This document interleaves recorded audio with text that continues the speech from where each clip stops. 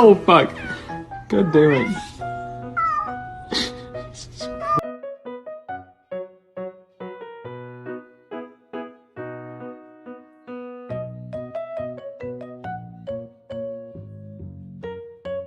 Ballerina cappuccina. Mi mi mi mi. È la moglie di Cappuccino Assassino.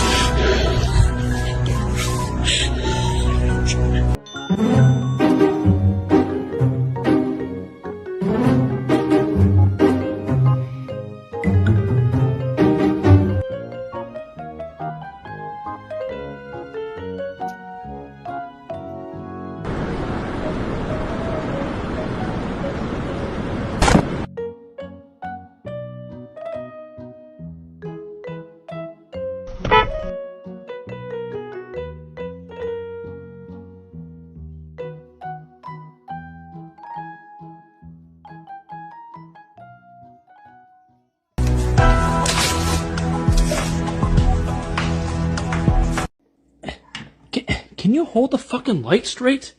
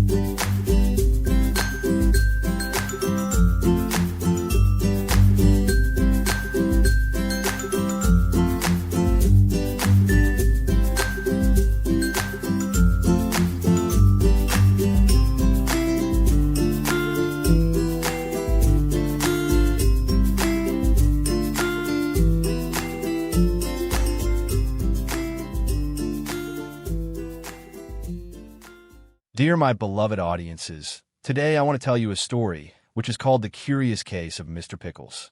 Mr. Pickles was no ordinary dog. He was a 5-year-old beagle with the attention span of a squirrel and the appetite of a vacuum cleaner. He lived a quiet life with his human, Greg, in a peaceful suburban neighborhood where excitement usually meant the mail arriving 10 minutes late. But Mr. Pickles had dreams, big dreams. He longed for adventure, snacks, and whatever was on the other side of the backyard fence. One morning, Greg was in a rush and forgot to secure the gate. Mr. Pickles saw the opportunity of a lifetime. He glanced left, then right, classic spy style, and dashed out like a furry missile of freedom. He ran. Oh, how he ran! Past the confused cat next door, under a bush, across Mrs. Henderstein's prize-winning flower bed, tulips, and into the heart of the unknown. That's when things started to go sideways. It was at the town's annual sausage and jazz festival that Mr. Pickles found himself, nose first, in heaven. The air was thick with the scent of grilled meats and poor saxophone solos. He trotted through the crowd, unnoticed, looking as innocent as any beagle could. Droopy ears, wagging tail, eyes full of feed me. At one vendor stall, a man turned his back for just 3 seconds. 3! And Mr. Pickles pounced. Within moments, a dozen hot dogs were gone, vanished into the beagle-shaped black hole. The vendor turned just in time to see Mr. Pickles licking mustard off his snout. "That dog stole my lunch." Chaos ensued. Children screamed. A tuba player dropped his instrument. One woman fainted, though it may have been from the saxophone solo. Mr. Pickles zigzagged through the crowd, pursued by a mob armed with spatulas and plastic ketchup bottles. He jumped into a bouncy castle, bounced off a toddler, sorry Timmy, and belly flopped into a kiddie pool. He emerged drenched, triumphant, and still chewing on a sausage. But every adventure has its price. It was getting dark, and Mr. Pickles started to feel a pang of something unfamiliar, regret, or maybe indigestion. His stomach gurgled like a haunted dishwasher. He sat under a bench and sighed. Sure, the day had been thrilling, but he missed Greg. He missed belly rubs and that weird voice Greg used when saying, "Who's a good boy?" He sniffed the air and picked up a familiar scent, Greg's socks. Mr. Pickles' nose was a GPS of smells, and he followed the trail like a furry detective. Along the way, he encountered obstacles. Sprinklers, his mortal enemy, a cat gang that demanded tolls he paid in bacon bits, and a skateboarder who mistook him for a small raccoon rude. But eventually, he found the gate, still open, and Greg sitting on the porch with a worried look on his face. "Pickles!" Greg cried, running toward him.